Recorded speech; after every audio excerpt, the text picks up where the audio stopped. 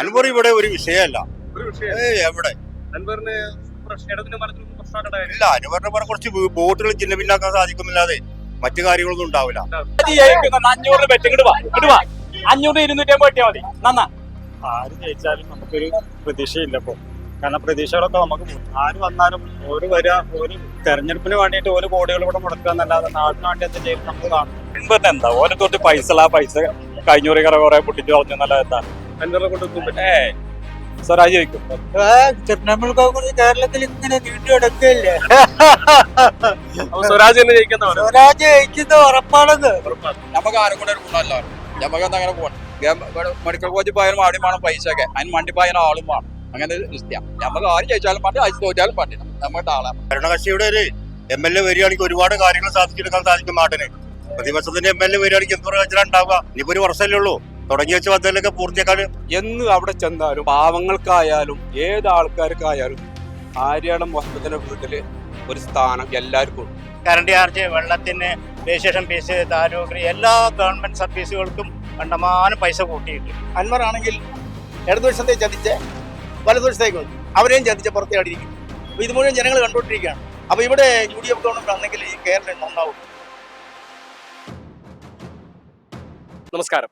കേരള സമൂഹമാകെ നിലമ്പൂരിലേക്കാണ് ഉറ്റുനോക്കിക്കൊണ്ടിരിക്കുന്നത്. മുൻ MLA ആയിരുന്ന PV Anwar ഇടതുപക്ഷത്തിന് അനഭിമതനായി രാജിവെക്കുകയും തുടർന്നുണ്ടായ ഒഴിവിലാണ് ഇപ്പോൾ ജൂൺ മാസം 19-ാം തീയതി തെരഞ്ഞെടുപ്പ് നടക്കാനിരിക്കുന്നത്.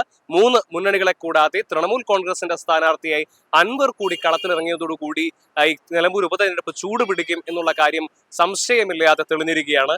അപ്പോൾ നമ്മളിപ്പോൾ നിലമ്പൂർ നിയോജക മണ്ഡലത്തിലാണല്ലോ. നിലമ്പൂർ നിയോജക മണ്ഡലത്തിൽ നിലമ്പൂർ ബസ് സ്റ്റാൻഡിലാണ് നമ്മളിപ്പോൾ നിൽക്കുന്നത്. നമുക്ക് നിലമ്പൂരിലെ ജനങ്ങളുടെ മനസ്സറിയാം. നിലമ്പൂരിലെ ജനങ്ങളുടെ മനസ്സ് ആർക്കൊപ്പമാണ്, വരുന്ന ഉപതെരഞ്ഞെടുപ്പിൽ ജനങ്ങൾ ആർക്കൊപ്പം നിൽക്കും എന്നുള്ളതിനെ കുറിച്ച് നമുക്ക് ജനങ്ങളോട് തന്നെ ചോദിക്കാം. അതെ, ആര് ജയിക്കുന്ന കരുതുന്നു? ആര് ജയിച്ചാലും നമുക്കൊരു പ്രതീക്ഷയില്ല ഇപ്പൊ. കാരണം പ്രതീക്ഷകളൊക്കെ നമുക്ക് പോയിട്ടുണ്ട്. നിലമ്പൂരാണ് ആര് വന്നാലും ഒരു തെരഞ്ഞെടുപ്പിന് വേണ്ടിയിട്ട് ഒരു കോടികൾ കൂടെ മുടക്കുക എന്നല്ലാതെ നാടിന് വേണ്ടി എന്താ ചെയ്യും നമ്മൾ കാണുന്നില്ല. ആര് ജയിച്ചിട്ടും നമുക്ക് പ്രതീക്ഷ പോയി. സാധാരണക്കാരായ ജനങ്ങൾക്ക് പ്രതീക്ഷ പോയി, നഷ്ടപ്പെട്ടു. വോട്ട് ചെയ്യാൻ തീരുമാനിച്ചിട്ടില്ലേ? നോക്കാം, നമുക്ക് വലിയ താല്പര്യമൊന്നുമില്ല ആർക്ക് ചെയ്ത. ആരാ ജയിക്കുക നിലമ്പൂര്? നിലമ്പൂർ ആരും പറയാൻ പറ്റൂല. പറയാൻ പറ്റില്ല. ടൈറ്റ് ആണോ? നല്ല ഭാഷയേറിയ മത്സരിക്കാൻ ഉറപ്പ് പറയാൻ പറ്റില്ല ആരാ ജയിക്കുക. 500 വെച്ച് ഇങ്ങോട്ട് വാ 500 250 കിട്ടിയാൽ മതി. നന്നാ സ്വരാജ് 500 ഉറുപ്പ ഉണ്ട്. ഓൻ മിഞ്ഞാന്ന് പറഞ്ഞിരുന്നു. ഇപ്പൊ പാറി സ്വരാജ് സ്ഥാനാർത്ഥിയായപ്പോ കോൺഗ്രസിനൊക്കെ പേടി പിടിച്ചേക്കണം. 250 വന്നാ മതി, ഞാൻ 500 കൊടുക്കും. ആര് ജയിക്കുന്ന സാധ്യത? ഇവിടെ സ്വരാജ് ജയിക്കും. സ്വരാജ് ജയിക്കണം, അതാണ് നിലമ്പൂരിന്റെ ആവശ്യം. 10-35 കൊല്ലം ഒരു വികസനം ഇല്ലാത്തൊരു മണ്ഡലമാണ് നിലമ്പൂര്.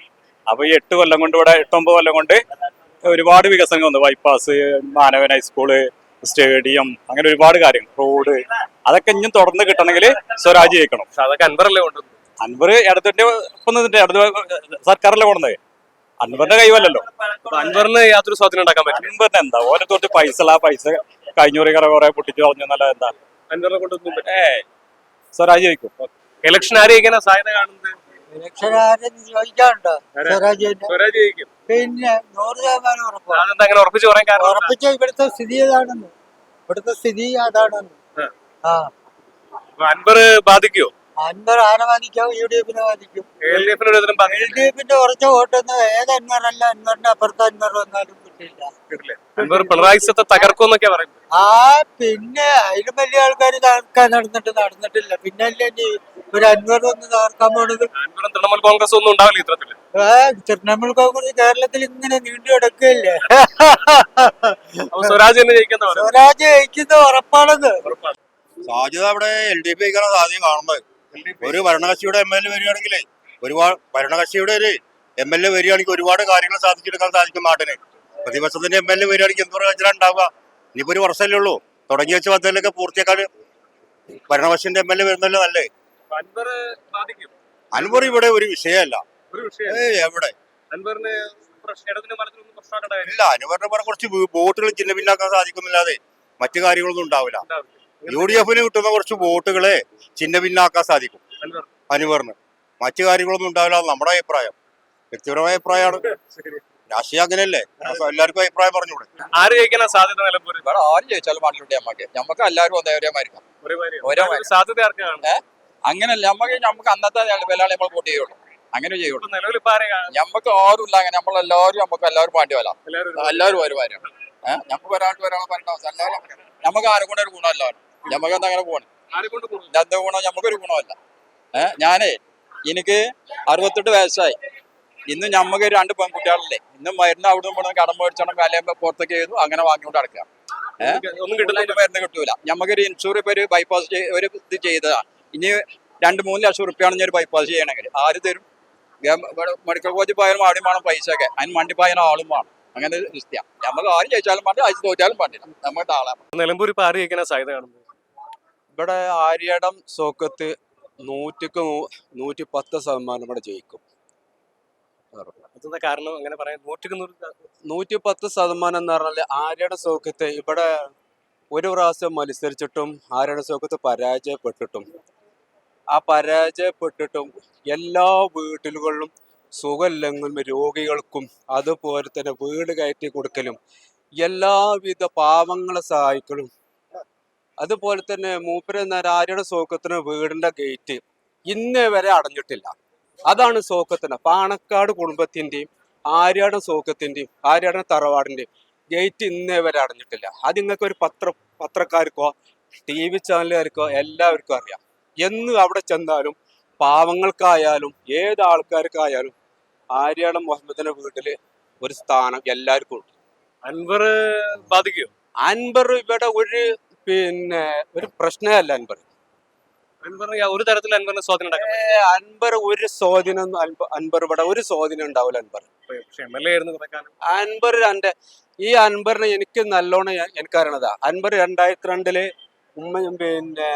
ഇവിടെ ആന്റണി മുഖ്യമന്ത്രി ആയിരുന്ന സമയത്ത് ഇവിടെ സുധാകരൻ വനവകുപ്പ് മന്ത്രി ആയിരുന്ന ആ സമയത്താണ് അൻവർ ഇവിടെ നിലമ്പൂർ വന്നത്. ശ്രീജയ ലോഡ്ജിൽ റൂം എടുത്തിട്ട് അവൻ ഓഫീസ് തുറന്നത്. അന്ന് അവനെ എന്താ ചെയ്തിരുന്നു, ഇപ്പോൾ എന്താ അവൻ ചെയ്തിരുന്നു ഇവിടെ ജനങ്ങൾക്ക് നല്ലോണം അറിയാം. അൻവറിന് ഒരുവിധ സ്വാധീനം ഉണ്ടാവുന്നില്ലെന്ന് പറഞ്ഞല്ല. അൻപത് കഴിഞ്ഞ പ്രാവശ്യം കാശിന്റെ പുറത്ത് കോളനികളും കാശിന്റെ പുറത്ത് ജയിച്ചതാ. ഇപ്രാവശ്യം ഒരു ഇതും ഉണ്ടാവില്ല.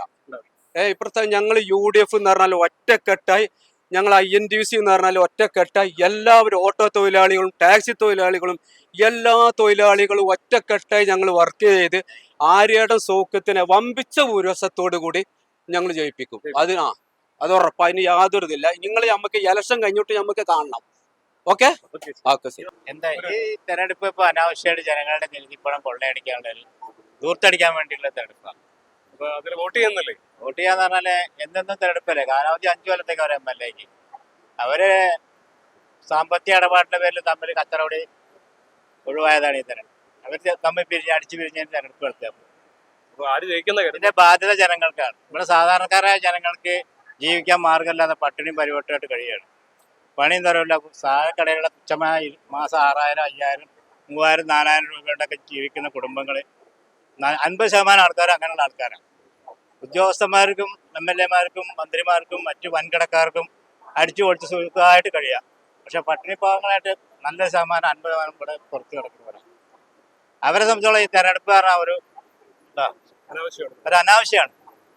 മാത്രമല്ല എല്ലാ സർവീസ് ഗവൺമെന്റിന്റെ എല്ലാവിധ നികുതി കൂട്ടി ഈ ഗവൺമെന്റ് വന്നതിന് ശേഷം കറണ്ട് ചാർജ്, വെള്ളത്തിന്, രജിസ്ട്രേഷൻ ഫീസ്, താലൂക്ക് എല്ലാ ഗവൺമെന്റ് സർവീസുകൾക്കും കണ്ടമാനം പൈസ കൂട്ടിയിട്ട് അങ്ങനെ എല്ലാ നിലയ്ക്കും ജനങ്ങളെ പിഴിഞ്ഞ് ഇത്രയും അവശ്യമാക്കിയ ഒരു സർക്കാരാണ്. ഇവിടെ അൻവർ ഷൗക്കത്ത് ജയിക്കേണ്ട ആവശ്യം ജയിക്കണം. കാരണം ഈ ഇടതുപക്ഷത്തിന്റെ ഭരണം എല്ലാവരും കണ്ടതാണ്. സാധാരണക്കാർക്ക് ജീവിക്കാൻ പറ്റാത്തൊരവസ്ഥയാണ്. അത് തന്നെയല്ല, അൻവർ ആണെങ്കിൽ ഇടതുപക്ഷത്തെ ചതിച്ച് വലതുപക്ഷത്തേക്ക് വന്നു, അവരെയും ചതിച്ച് പുറത്തേടിയിരിക്കും. അപ്പോൾ ഇത് മുഴുവൻ ജനങ്ങൾ കണ്ടുകൊണ്ടിരിക്കുകയാണ്. അപ്പോൾ ഇവിടെ UDF ഗവൺമെന്റ് ആണെങ്കിൽ ഈ കേരളം നന്നാവും. അത് സംസ്ഥാനത്ത് മൊത്തത്തിൽ UDF വരണം എന്ന് ആഗ്രഹിക്കുന്നു. നിലമ്പൂർ എന്തൊക്കെയല്ല ജയിക്കണമെന്നാണ് നമ്മുടെ എല്ലാ ആഗ്രഹം. വോട്ട് ആര്യാടനാണ്. അതെ.